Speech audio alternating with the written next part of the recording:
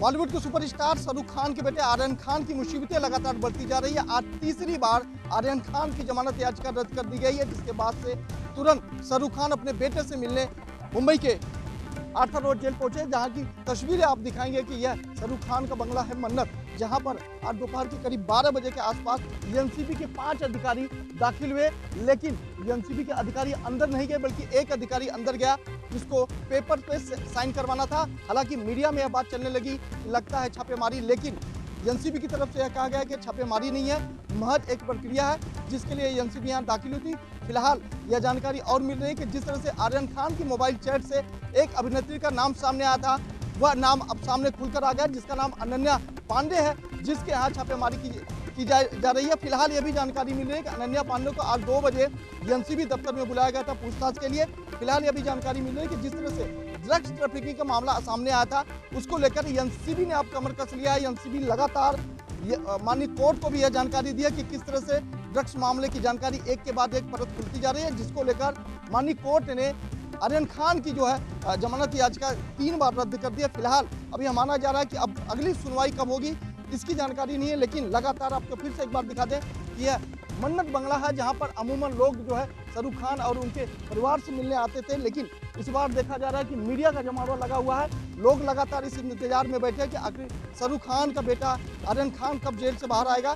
लेकिन तस्वीरें ये लगातार बयां करती है कि किस तरह से शाहरुख खान के बेटे आर्यन खान की मुसीबतें बढ़ती जा रही है, क्योंकि लगातार एनसीबी एक के बाद एक सिकंदर कसती हुई नजर आ रही है। कैमरा पर्सन विनय सिंह के साथ मैं सोनी, एनबी न्यूज, मुंबई।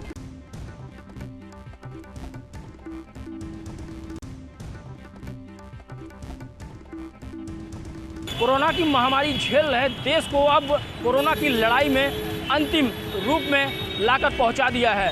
बात करें वैक्सीनेशन की, तो गोरखपुर में लगातार वैक्सीनेशन की प्रक्रिया हो रही है। पूरे भारत में लगभग 100 करोड़ लोगों को वैक्सीन लग गया है। वहीं गोरखपुर से एक सुखद समाचार आया है सामने। यहाँ 111 वर्ष की एक महिला ने वैक्सीन का डोज लेकर जनपद में सबसे उम्रदराज महिला टीकाकरण करने का रिकॉर्ड अपने नाम किया है। वहीं महिला खुद चलकर आई और गोरखपुर जनपद के छोटे काजीपुर के जो वैक्सीनेशन सेंटर है, वहां पे महिला ने कोरोना का पहला डोज लिया और वहां मौजूद जो भी नर्स थी, स्टाफ थे, उन्होंने उसको शुभकामनाएं देते हुए उसके साथ सेल्फी भी ली।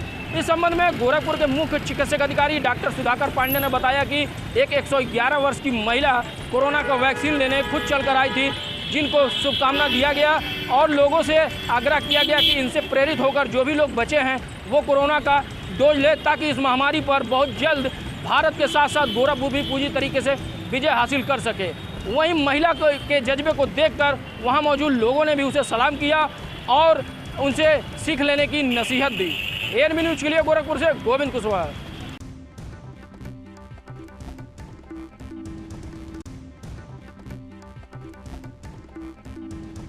यूपी के जनपद हाथरस में फूलगढ़ी बहुचर्चित बिटियाकांड मामले में आज हाथरस कोर्ट में सुनवाई हुई। सुनवाई के लिए पीड़िता की वकील सीमा कुशवाहा दिल्ली से हाथरस पहुंची। वहीं सीबीआई के वकील भी सुनवाई के लिए हाथरस कोर्ट पहुंचे। पीड़िता की मां और भाई को सीआरपीएफ के जवान कड़ी सुरक्षा व्यवस्था के बीच हाथरस कोर्ट लेकर पहुंचे। वहीं चारों आरोपियों को पुलिस अलीगढ़ जेल से हाथरस जनपद न्यायालय लेकर पहुंची।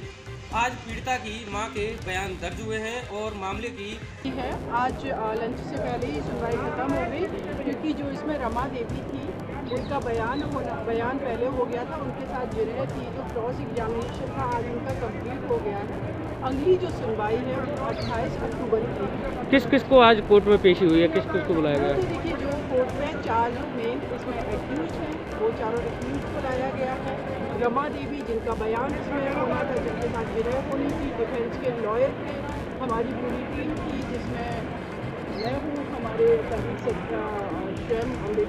सीबीआई की तरफ से भी कोई रहा? सीबीआई और हेमंत कुमार सीबीआई की तरफ से। अगली तारीख 28 अक्टूबर है। Jaikishor Kushwaha, NB news, Hathras.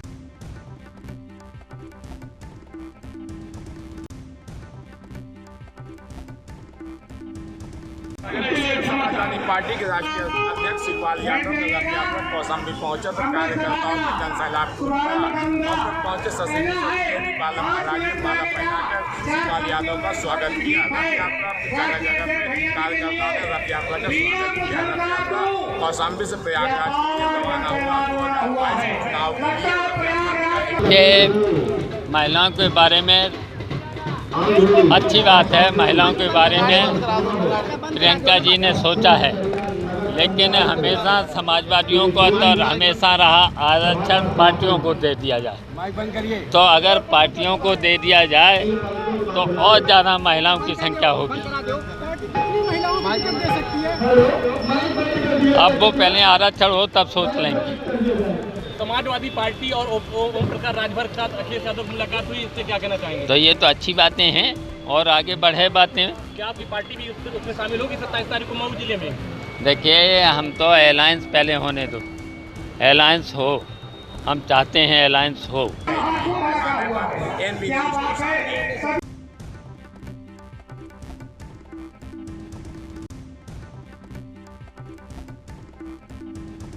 उत्तर प्रदेश सरकार के द्वारा आंगनवाड़ी कार्यकर्ताओं के लिए स्मार्टफोन के लिए सभी अधिकारियों को निर्देश दिए जा चुके थे, जिसको लेकर आज मथुरा जनपद में सभी आंगनवाड़ी कार्यकर्ताओं को अधिकारियों के द्वारा स्मार्टफोन वितरित किए गए हैं। इसको लेकर सभी आंगनवाड़ी कार्यकर्तियां खुशी की लहर देखने को मिल रही है। वहीं उनके द्वारा जानकारी देते हुए बताया गया है कि जो समस्या चल रही थी उसको लेकर जो सरकार ने जो हमारे लिए जो अहम जो फैसला लिया है और जो हमें स्मार्टफोन दिया है, इससे अब हमें दिक्कतों का सामना नहीं करना पड़ेगा और समय समय पर हम अधिकारियों को खबरों के प्रति और अपनी समस्याओं के प्रति जो भी समस्या हैं उनके प्रति हम उनको जागरूक करते रहेंगे। तो उसको लेकर आज ये सभी आंगनबाड़ी कार्यकर्ताओं को सरकार की पहल के अनुसार आज सभी को स्मार्टफोन दिए गए हैं, जिसको लेकर उनके द्वारा मथुरा जनपद के ब्लॉक गोवर्धन क्षेत्र में बीडीओ और सीडीओ और सभी अधिकारियों के मौजूदगी में सभी आंगनबाड़ी कार्यकर्ताओं को स्मार्टफोन दिए गए हैं। जो सरकार के द्वारा जो पहल लागू की गई थी, जो सरकार के द्वारा आंगनबाड़ी कार्यकर्ताओं को जो समस्या आ रही थी उसको दूर करते हुए सभी को आज स्मार्टफोन वितरित किए गए हैं और जिसको लेकर आज बीडीओ सहित जनप्रतिनिधि सहित सभी लोग ब्लॉकों पर मौजूद रहे और सभी आंगनबाड़ी कार्यकर्ताओं को स्मार्टफोन वितरित किए गए। मथुरा से रिंकू शर्मा, ANB न्यूज।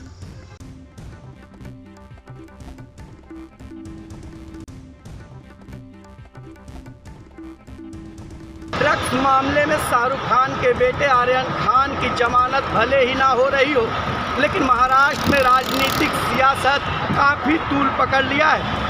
आज जहां शाहरुख खान के बंगले पर एनसीपी के अधिकारी पहुंचे, तो वहीं एनसीपी कोटे से मंत्री व प्रवक्ता नवाब मलिक ने जो बयान दिए हैं वो काफ़ी चौंकाने वाले हैं। नवाब मलिक का माने ये पूरा मामला फर्जी तरीके से तैयार किया गया है।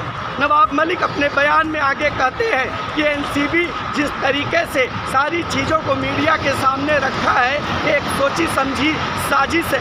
पिछले 1 सालों से एनसीबी के नाम पर समीर वानखेड़े जिस तरीके से सारे काम कर रहे हैं, अगर ऐसे में जांच होती है तो बहुत बड़ा खुलासा होगा।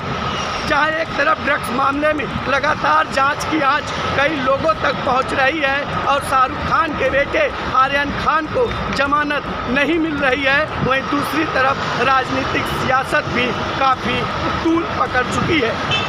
ANB न्यूज़ के लिए मुंबई से मुरारी सिंह।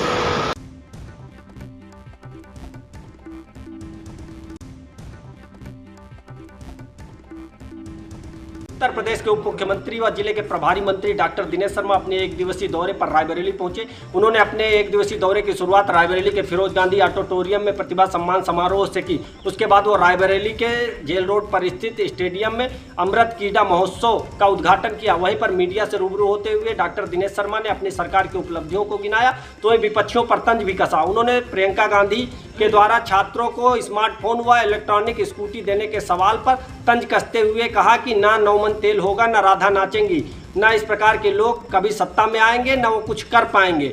उसके बाद वो रायबरेली के डलमऊ नगर पंचायत में प्रधानमंत्री आवास योजना के लाभार्थियों को अनापत्ति प्रमाण पत्र वितरित। कुछ लोग ऐसे हैं जिनको अपनी किसी प्रकार की कोई योजना को घोषणा को पूरा ही नहीं करना है। भारतीय जनता पार्टी के द्वारा पहले से ही महिलाओं को सब राजनीतिक दलों से ज़्यादा प्रतिनिधित्व दिया गया है। भारतीय जनता पार्टी के द्वारा आज सबसे ज़्यादा देश में, अगर उत्तर प्रदेश में सबसे ज़्यादा महिला जनप्रतिनिधि हैं तो बीजेपी की हैं, सबसे ज़्यादा नगर पंचायत अध्यक्ष है तो बीजेपी की है, सबसे ज़्यादा जिला पंचायत अध्यक्ष है तो बीजेपी की महिला। हर क्षेत्र में महिलाओं को भी जो नौकरी का प्रतिशत आया है, जो 4.5 लाख हमने गवर्नमेंट की दी हैं, इसमें महिलाओं का प्रतिनिधित्व उनकी आबादी के से भी के तो वहीं शहर में युवा भाजपाइयों के साथ बैठक कर वो लखनऊ के लिए रवाना हो गए। कैमरा पर्सन शैलेंद्र के साथ अमर प्रताप सिंह, ANP न्यूज, रायबरेली।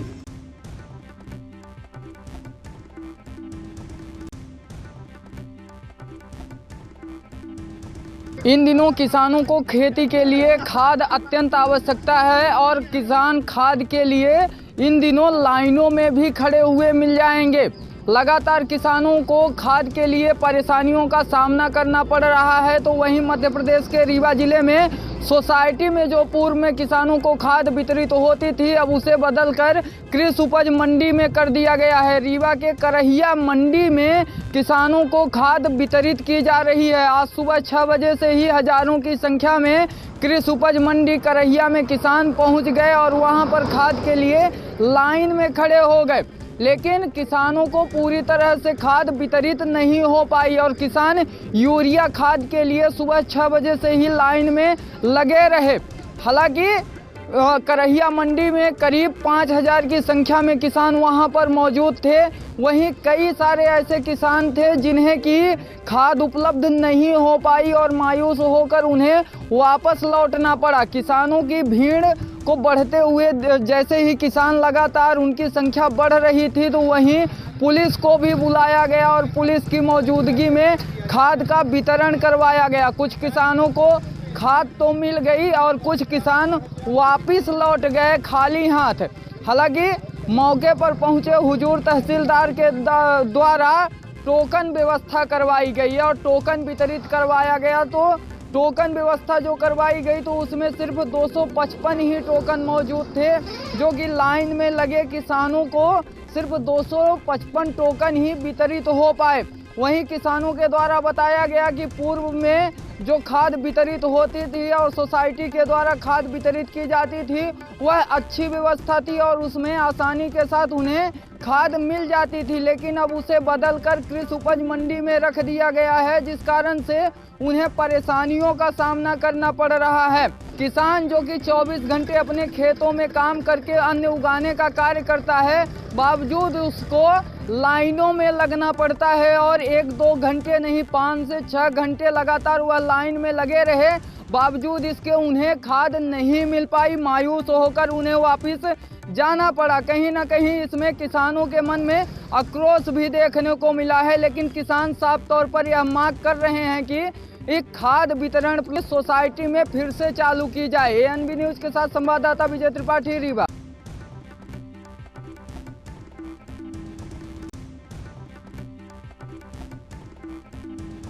संभल में 19 अक्टूबर को हुए एक हत्या के लेकर के आज पुलिस अधीक्षक चक्रेश मिश्र ने सफल अनावरण करते हुए 2 अभियुक्तों को गिरफ्तार कर जेल भेजा है। वहीं आपको बता दें कि संभल के थाना धनारी क्षेत्र अंतर्गत औरंगपुर के पास बने श्यामला गांव में के जंगलों में एक युवक का 19 अक्टूबर को हुई हत्या के मामले में मिला था, जिसको लेकर के लगातार पुलिस को तलाश थी और हत्यारोपियों को तलाश करने के लिए पुलिस पूरी तरह से टीम बना करके जांच कर रही थी। हालांकि इसको लेकर के थाना धनारी पुलिस की ओर से पुलिस अधीक्षक चक्रेश मिश्र ने पूरे जिले भर की टीम बैठा करके इस मामले का सफल अनावरण करते हुए आज खुलासा किया गया है।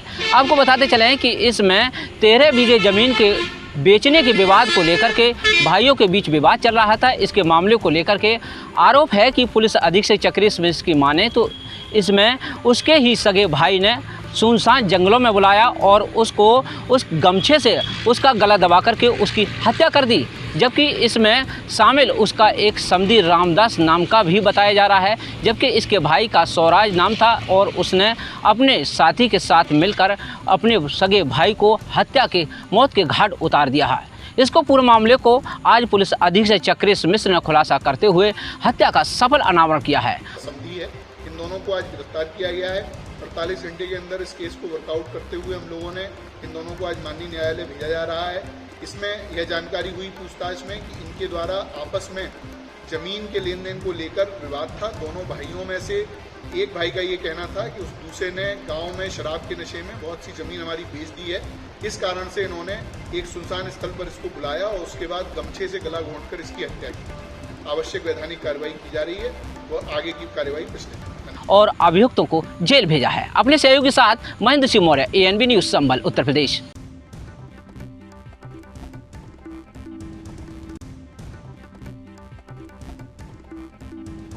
अपराधी कितने भी शातिर क्यों न हों, लेकिन वो पुलिस की पहुंच से दूर नहीं रह पाते हैं। ताज़ा मामला अमेठी जनपद के बाजार सुकुल का है, जहां पर एसओजी टीम और सर्विलांस टीम सहित बाजार सुकुल पुलिस टीम को एक बड़ी सफलता हाथ लगी है, जिसका खुलासा आज पुलिस अधीक्षक दिनेश सिंह ने पुलिस कार्यालय पर किया। वहीं उन्होंने बताया कि 5 अंतर जनपदीय शातिर चोर को गिरफ्तार किया गया है, जिनके पास से करीब 5 लाख के चोरी के आभूषण सामान इनके पास से मिले हैं और वहीं पर 4 तमंचा के साथ जो है 25 जिंदा कारतूस भी मिला है। वहीं पर पुलिस अधीक्षक ने बताया कि इनके ऊपर इनके जो है पुराने मुकदमे हैं, 8 मुकदमा है जो अपने जनपद में है और वहीं पर 2 मुकदमा इनका बाहर का है। तो ऐसे में ये एक बड़ी कामयाबी पुलिस अमेठी पुलिस को मिली है। वहीं पर पुलिस अधीक्षक ने 25,000 रुपये नगद एसओजी टीम और सर्विलांस टीम को जो है इनाम। हो रही चोरियों के पीछे हम लोग अपनी सुरक्षा तलाशी कर रहे थे। कल हमें बड़ी सफलता मिली, जिसके अंतर्गत हमने एक अंतर जनपदीय गैंग को चोरी के गिरफ्तार किया।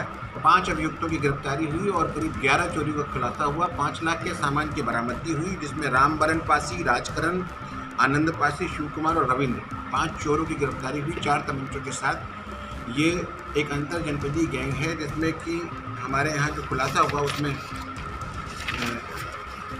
8 मुकदमे जनपद 8 जिसमें 10 मुकदमों का खुलासा हुआ है, जिसमें हमारे यहाँ के 8 मुकदमे हैं, 2 मुकदमे बाराबंकी जनपद के हैं। इन चोरों का पुराना आपराधिक इतिहास है। इनके विरुद्ध करीब 8 की क्रिमिनल हिस्ट्री रामकरण के खिलाफ, 5 की क्रिमिनल के रूप में दिया है। कैमरामैन संजय यादव के साथ राजकुमार जायसवाल, ANB न्यूज़, अमेठी।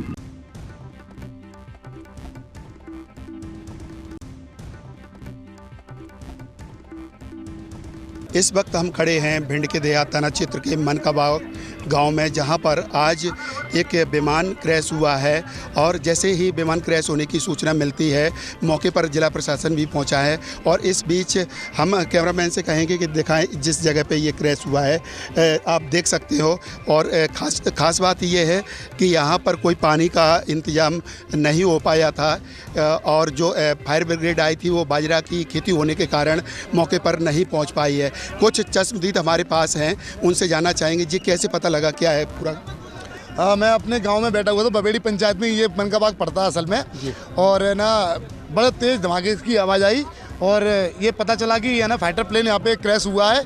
इसके जो पायलट थे वो हवलदार सिंहपुरा नोएडा में है ना सुरक्षित उतर गए थे सीट इंजेक्ट करके। और गनीमत ये रही कि यहाँ पर ये प्लेन जो गिरा है वो खेत में गिरा है और इसके चितड़े उड़ के पता नहीं बहुत दूर दूर तक गिरे हैं, लोगों के घर तक भी पहुंचे हैं शायद, ऐसा अभी पता चला है और लोग बताएंगे अभी।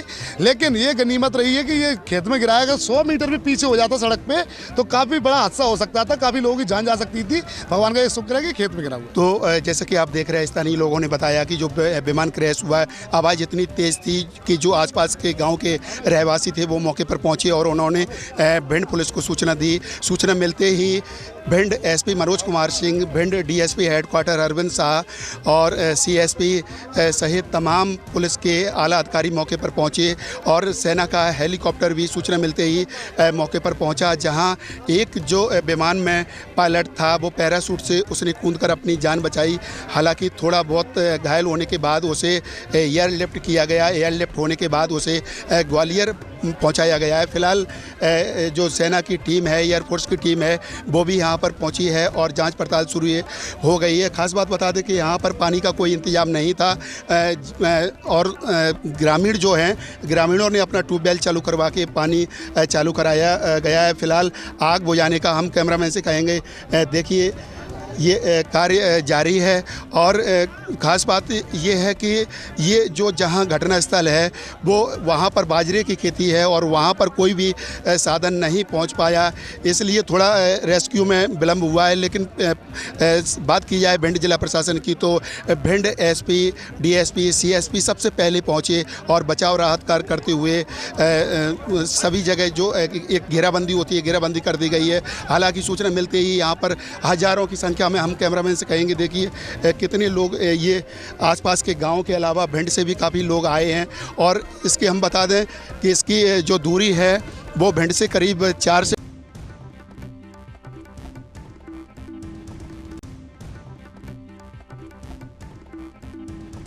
जल स्तर बढ़ने से चांदपुर के खादर इलाके में दर्जन भर गाँव का आवागमन शहर से टूट गया है और लोगों को अपने पशुओं के चारा लेने जाने से भी बड़ी दिक्कत का सामना करना पड़ रहा है और बाकी लोग बहुत दहशत में हैं क्योंकि मार्केट भी जाने में दिक्कत है।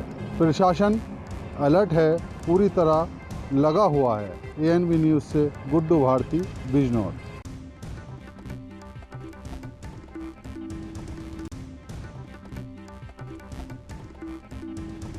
लखीमपुर खेड़ी में मारे गए किसानों की अस्थियों को लेकर किसान चंडीगढ़ पहुंचे हैं। 3 दिन एक अस्थियों की कलश यात्रा पूरे चंडीगढ़ में निकाली जाएगी। चंडीगढ़ के 23 गांवों में इस यात्रा को लेके जाया जा रहा है कि चंडीगढ़ के एक गांव में अस्थियों किसानों की अस्थियां लेके जाया जा रहा है, जहां पे लोगों को उनके अंतिम दर्शन करने का मौका मिल रहा है। किसान भारी संख्या में लोग यहाँ इकट्ठे भी हो रहे हैं और यहाँ पे अपना समर्थन देने के लिए लोग पहुँच भी रहे हैं। लोग अंतिम दर्शन कर रहे हैं और अपनी तरफ से श्रद्धांजलि भी दे रहे हैं। किसानों के द्वारा जो लोग समर्थन में पहुँचे उनसे बात की गई है तो उनका एक ही नारा है कि जब तक संघर्ष चलेगा वो लोगों के किसानों के साथ खड़े हैं और जहाँ तक उनका बस चलेगा वहाँ तक अपना समर्थन देंगे। चंडीगढ़ से अमित कुमार, ANB न्यूज़।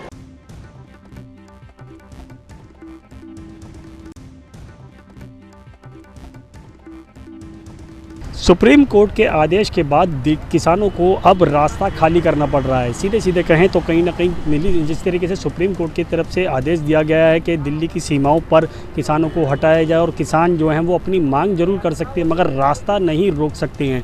मगर बात करें किसानों की तो किसान जो है वो लगातार यही कोशिश कर रहे थे कि सरकार को घेरा जाए और दिल्ली की सीमाएँ जो हैं वो लगातार कहीं ना कहीं उनको बंद किया जाए। मगर लगातार जिस तरीके से परेशानी बनी हुई थी किसानों की, वो अब किसानों की परेशानी अभी अपनी तक जायज़ है। मगर यहाँ पर बात करें जिस तरीके से रास्ता रोकने के लिए तो किसान संगठनों की नेताओं की तरफ से अब स्पष्ट कर दिया गया कि दिल्ली की सीमाओं को खोला जाएगा। और इसी के लेकर राकेश टिकैत ने दिल्ली की जो सीमा है यानी कि दिल्ली से जो गाज़ियाबाद की तरफ रास्ता जाता है NH-24 का, उसको खोलने के लिए अनुमति दे दी गई है और जो उनके टेंट वगैरह या कैंप लगे हुए थे वो उनको हटाने की अनुमति बोल दी गई है। मगर जिस तरीके से बात करें, जिस तरीके लगातार कोई ना कहीं किसान संगठन जो है वो लगातार ये भी कोशिश कर रहे हैं कि दिल्ली के रामलीला मैदान तक वो आ सके और अपनी आवाज़ जो है वो दिल्ली के रामलीला मैदान से उठा सके। मगर यहाँ पर बात करें जिस तरीके से पार्लियामेंट की, तो पार्लियामेंट से जिस तरीके से कानून बनाया गया था तो वो पार्लियामेंट तक भी आना चाहते हैं। मगर देखना होगा कि सरकार किसानों की बातें मानती है क्यों या नहीं, क्योंकि 1 साल का लंबा समय बीत चुका है और लगातार किसान जो हैं वो अभी तक अपनी आवाज़ उठाते हुए नजर आ रहे हैं। मगर आने वाले दिनों के अंदर क्या सुप्रीम कोर्ट फैसला लेता है ये भी देखना होगा, क्योंकि सुप्रीम कोर्ट की तरफ से 7 नवंबर के लिए डेट निर्धारित कर दी गई है। मगर किसानों को अभी दिल्ली का NH-24 खाली करना होगा। कैमरा पर्सन इरफान खान के साथ राजीव कुमार तिवारी, ANB न्यूज़, दिल्ली।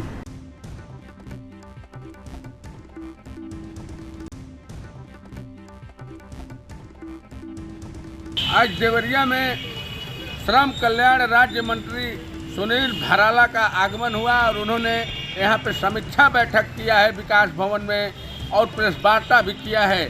सीधे तौर पे चुनाव नज़दीक आते ही भारतीय जनता पार्टी के फायर ब्रांड नेताओं का दौरा हर जिलों में कराया जा रहा है। जैसा कि हम बता दें कि भारतीय जनता पार्टी के फायर ब्रांड नेता पंडित सुनील भराला, जिन्हें राज्य मंत्री सरकार ने दर्जा प्राप्त बनाया है, वो आज देवरिया पहुंचे और समीक्षा बैठक के दौरान अधिकारियों से काफ़ी सवाल जवाब किया और हर योजना को जनता तक पहुंचाने का निर्देश दिया। उन्होंने सीधे तौर पर कहा कि आने वाले समय में भारतीय जनता पार्टी की 2022 में पूर्ण बहुमत की सरकार बनेगी। सभी योजनाओं को जनता तक पहुंचाने के लिए सरकार कार्य कर रही है। उन्होंने बताया कि महापुरुषों के नाम पे अनेकों योजना चलाई जा रही है जिसका लाभ लोगों को मिल रहा है। आने वाले दिन में और ज़्यादा विकास भारतीय जनता पार्टी ही दे सकती है। सुनील भराला ने सीधे तौर पर समाजवादी पार्टी और बसपा पे आरोप लगाया कि मतलब परस्त राजनीति करने वाली पार्टियों से लोगों को सचेत रहना होगा। और आने वाले वक्त में भारतीय जनता पार्टी की योगी सरकार को पूर्ण बहुमत से फिर एक बार यहाँ पे प्रदेश में लाना होगा, जिससे कि प्रदेश का विकास और तेजी से हो सके। तो निश्चित तौर पे अब देखने को मिल रहा है, जो चुनाव नज़दीक आ रहा है विधानसभा का, यहाँ देवरिया में अनेकों नेताओं का जमवाड़ा लग रहा है। फायर ब्रांड के नेताओं को लाने का सीधा मकसद यही है कि भाजपा की लोकप्रियता को और बढ़ाया जाए। सुनील भराला का 5 जिलों में यह सीधे तौर पे देखा जा रहा है कि यहाँ भ्रमण लगाया गया है, और जिसमें उन्होंने गोरखपुर समीक्षा बैठक किया, देवरिया किया, अभी वो अयोध्या जाएंगे, संत कबीर नगर जाएंगे। तो निश्चित तौर से भारतीय जनता पार्टी निचले स्तर से अपनी समीक्षा करके और अपनी पार्टी को तेजी देने में लगी है। सुनील भराले का दौरा जो पूर्वांचल में हो रहा है, इसका लाभ निश्चित तौर से भारतीय जनता पार्टी को मिलने जा रहा है, क्योंकि ब्राह्मण चेहरा के तर्ज पे उन्हें उतारा गया है और वो एक तेज नेता माने जाते हैं। जब जब भाजपा को कोई दिक्कत होती है, चाहे कहीं जवाब सवाल की बात होती है, सुनील भराला का नाम आगे आता है। यह ऐसे राज्य मंत्री हैं जो हमेशा अपने बयानों के चलते भारतीय जनता पार्टी को उबारने का भी काम करते हैं और सही दिशा देते हैं। पंडित सुनील भराला के आने के बाद देवरिया की राजनीति में एक तेजी देखने को मिली और कार्यकर्ताओं ने जहां स्वागत किया, वहीं अधिकारियों ने अपने सारे विभागों को उन्हें डेटा भी उपलब्ध कराया जो उनका विभाग है। विकास भवन में उनके प्रेस वार्ता में सवालों जवाबों के बीच उन्होंने कहा कि योगी सरकार निचले स्तर से लेकर ऊपर के स्तर के लोगों का भी काफ़ी विकास किया है और यह जनता की सरकार है, और जो भी लोग अनर्गल प्रलाप कर रहे हैं।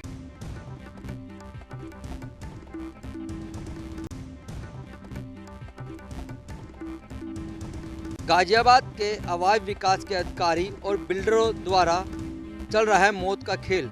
आए दिन यहां पर होते रहते हैं हादसे। अभी बीते 2 दिन पहले ही यहां पर 25वीं मंजिल से गिरकर 2 जुड़वा भाई की मृत्यु हो गई, जिसको लेकर पुलिस जांच कर रही है।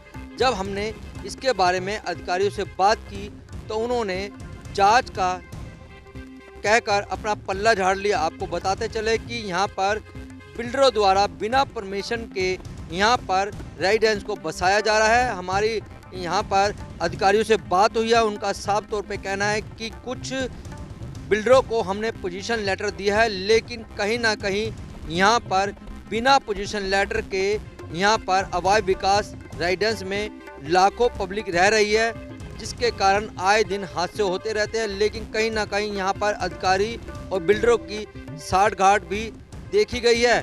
पुलिस इसकी जांच कर रही है, लेकिन अवैध विकास के अधिकारी साफ तौर पर कह रहे हैं कि इसमें हमारा कोई दोष नहीं है और जांच चल रही है।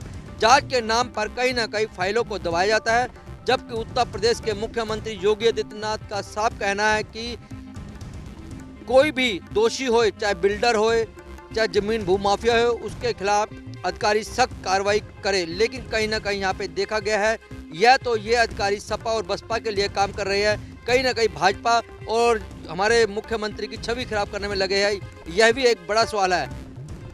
गाजियाबाद से कैमरा पर्सन सोनू के संग मैं परवीन अरोड़ा, ANB न्यूज के लिए।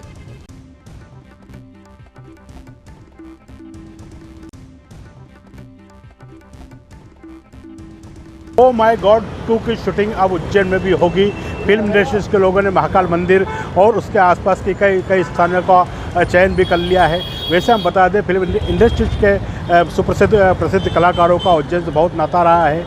उज्जैन में पहले भी 1975 में जय संतोष सीमा और 1981 में मंगलसूत्र जैसी फिल्में यहाँ फिल्माई जा चुकी हैं। उसके बाद भी उज्जैन में कई स्थानों पर अभी बीच में भी फिल्मों का फिल्मांकन किया गया है। वहीं बता दें हम आपको कि कई छोटी मोटी फिल्में और वेब सीरीजें भी उज्जैन में बनी हैं। 1981 बनी मंगलसूत्र फिल्म भी बहुत प्रचलित हुई थी, जिसमें बाबा महाकाल के दरबार को पूर्ण रूप से दर्शाया गया था।